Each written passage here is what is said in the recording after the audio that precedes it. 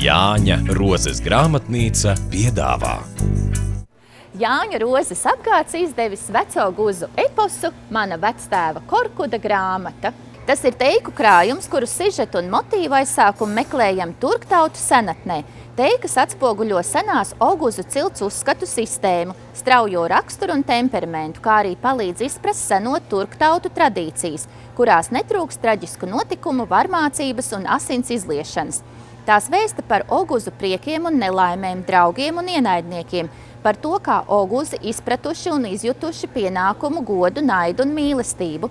Viņu pasaulē pieļaujamas visādas galējības un trakulības, tur nepiedod tikai vienu – nodevību. Saistoši lasāmviela tiem, kas interesējas par pasaules tautu vēsturi. Grāmata ir bagāts etnogrāfijas materiāls, kas sniedz plašu informāciju par seno cilšu spēlēm, kāzām, bērēm, sociālo iekārtu, morāli, cilvēku attiecībām un reliģiskajiem priekšstatiem. Šo un vēl citas grāmatas meklējiet visās Jāņa Rozes grāmatnīcās.